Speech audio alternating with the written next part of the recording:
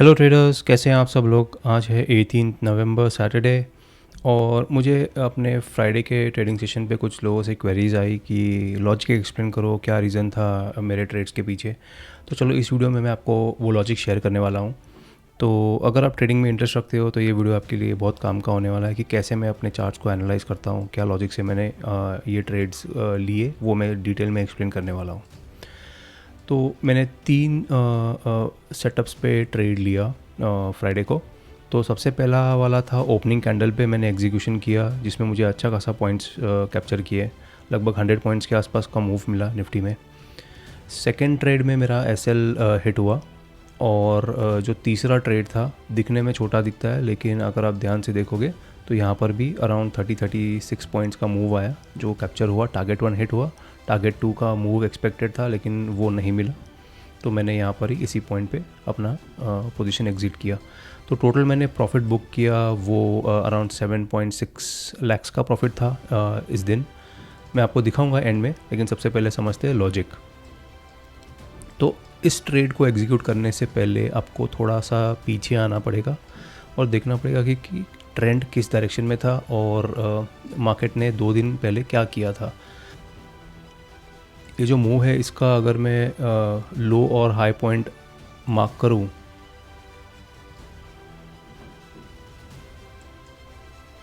तो यहाँ पर हमें दिख रहा है कि एक ट्रेंड जो है वो अपसाइड पे है क्लियरली।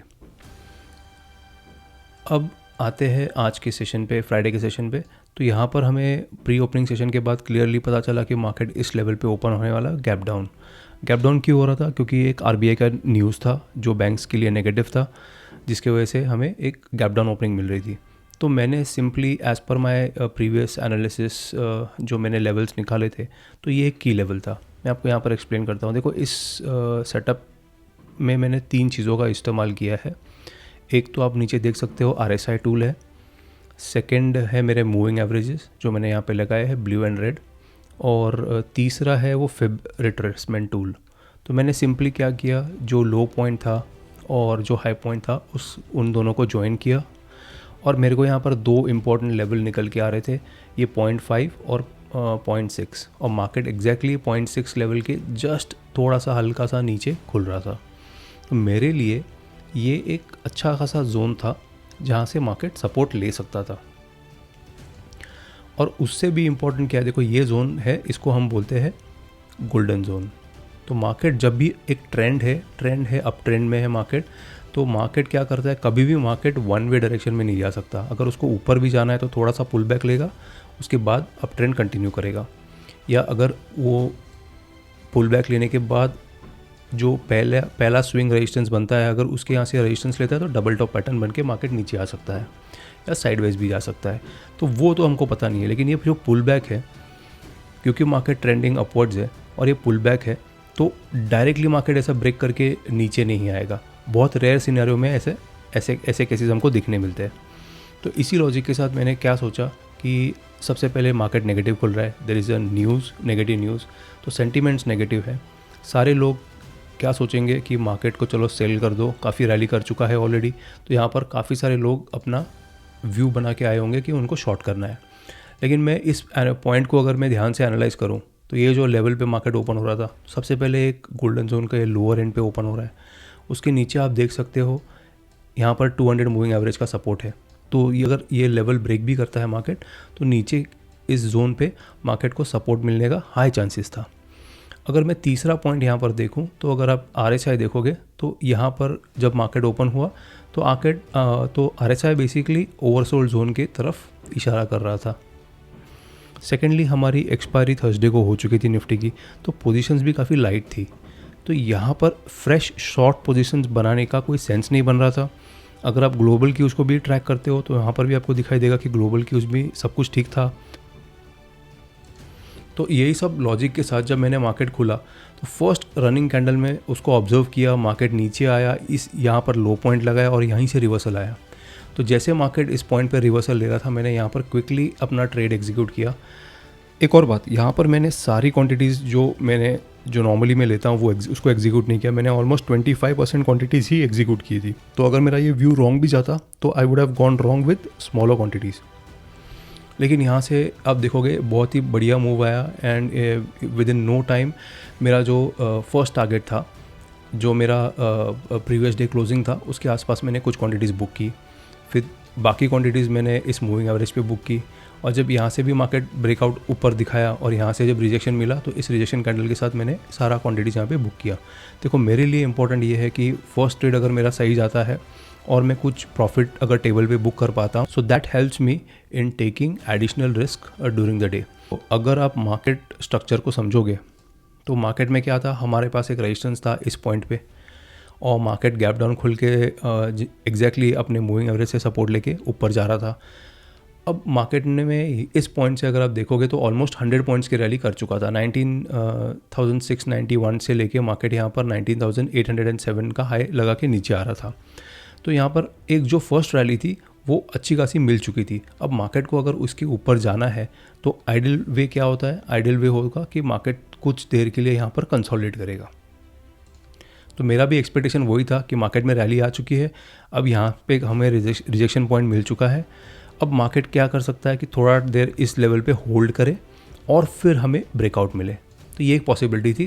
तो मेरा एक नया ट्रेड यहाँ पर बनता जब ब्रेकआउट मिलता।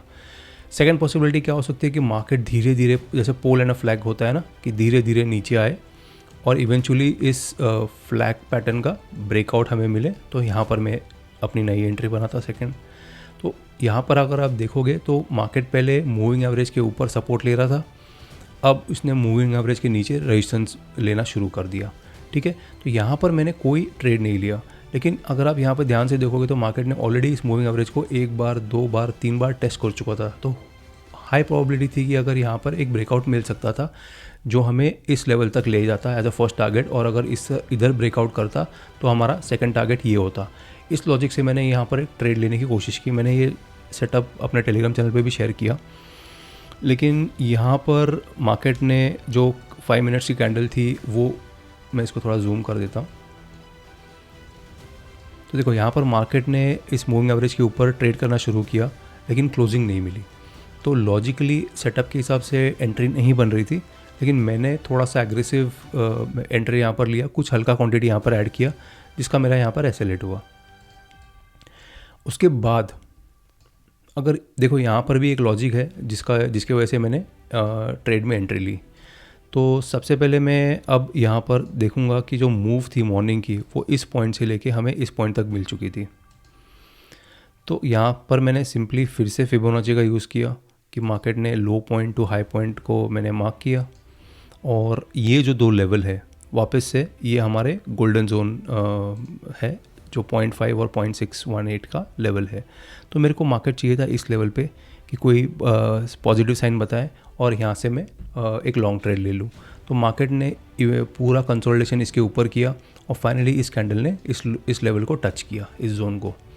तो मैंने जैसे ही इस जोन पे थोड़ा सा बुलिशनेस, थोड़ा सा रिवर्सल दिखने लगा, मैंने यहीं पर एंट्री कर ली। अब 2 रीज़न थे यहाँ पर एंट्री करने के लिए। सबसे पहले तो एक गोल्डन जोन का सपोर्ट होता है, पहली बार मार्केट आ रहा है तो हाई प्रोबेबिलिटी है कि यहाँ से एक ब्रेकआउट मिले या तो एक बाउंस बैक मिले। सेकंड थिंग, अगर आप देखोगे तो मूविंग एवरेज का भी सपोर्ट है जस्ट इसके नीचे, तो शॉर्ट में जाने का तो कोई सेंस नहीं बनता। और काफ़ी सारे लोग सोचते होंगे कि जो लो पॉइंट था मार्केट का, जो यहाँ पर कंसोलिडेट कर रहा था, तो ये कैंडल ने इसका ब्रेकडाउन भी दिया था। तो काफ़ी सारे लोग सोचेंगे कि चलो यहाँ पर एक शॉर्ट कर लेते हैं, इसके मूविंग एवरेज के ऊपर का स्टॉप लॉस रखेंगे और डे लो का टारगेट ट्राई करेंगे। तो यहाँ पर रिस्क रिवॉर्ड रेशो सेलर्स के लिए भी फेवरेबल था। तो मेरे हिसाब से काफ़ी लोग यहाँ पर एंट्री भी बना चुके होंगे शॉर्ट साइड की। तो लेकिन मेरा थिंकिंग अलग था। मेरे लिए ये एक स्ट्रॉन्ग सपोर्ट जोन था, प्लस मूविंग एवरेज का सपोर्ट था। और अगर आप यहाँ पर RSI को भी देखोगे तो RSI भी लोअर एंड पे था। तो यहाँ पर ये इसके नीचे मेरे लिए वो ओवरसोल्ड हो जाता है और इसके ऊपर मेरे लिए ओवरबॉट हो जाता है। तो ये अपने लोअर एंड पे था, तो यहाँ से उसको पुल बैक लेने का भी हाई चांसेस था। तो इसी लॉजिक के साथ मैंने यहाँ पर अपनी एंट्री बनाई, और जब मेरी वो एंट्री मेरे फेवर में चलने लगी तो मैंने इसको पिरामिडिंग किया। यहाँ पर मैंने काफ़ी अच्छी खासी क्वांटिटी डाली और मूविंग एवरेज पे मैंने सबसे पहले ट्रेड को बुक करना शुरू किया। अब यहाँ से 2 पॉसिबिलिटीज़ थी। ये मार्केट रिजेक्शन लेके यहाँ से ब्रेकआउट करके ऊपर जाता तो मैं 50% क्वांटिटीज़ को ट्रेल कर रहा था, या मार्केट इस लेवल को एज अ रेजिस्टेंस बना के मार्केट नीचे आ जाता। तो इसीलिए मैंने यहाँ पर जैसे ही हिट हुआ, सबसे पहले मैंने यहाँ पे प्रॉफिट बुक करना सोचा, so that I could manage this position in a better way. Second candle ने ब्रेक करने की कोशिश की, रिजेक्शन लिया, नीचे आया, मैंने फिर भी होल्ड किया। थर्ड कैंडल ने वापस इस रेजिस्टेंस जोन के आसपास मूविंग एवरेज के पास जाने की कोशिश की, क्लोजिंग आई और उसके बाद मार्केट ने इन दोनों कैंडल्स का लो ब्रेक किया। जैसे ये लो ब्रेक हुआ, मैंने यहाँ पर अपनी पोजीशन एग्जिट कर ली। तो यहाँ पर कुछ की पॉइंट्स मैं हाईलाइट करना चाहता हूँ।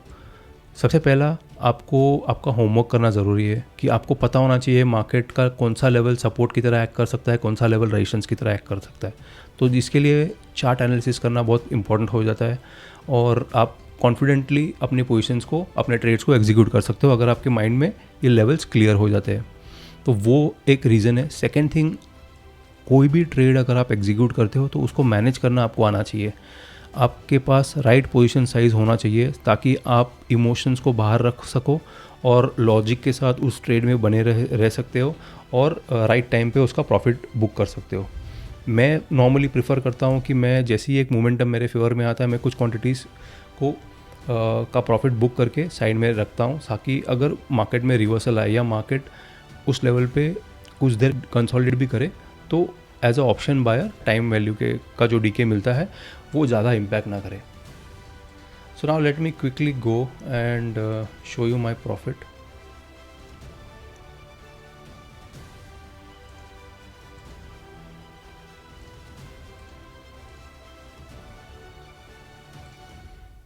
तो अगर आप देखोगे first 3 weeks of November I have already made 20 lakhs plus profit, and जो लास्ट ट्रेडिंग सेशन था जिसमें मैंने 7,63,000 का प्रॉफिट बनाया था। अगर आपके पास कुछ डाउट्स है तो you can comment below and I will try to answer them. अगर आप मेरे चैनल पर नए हो तो please do consider subscribing to my channel, and if you have like this video तो hit the like button. Thank you very much and I will see you in the next video.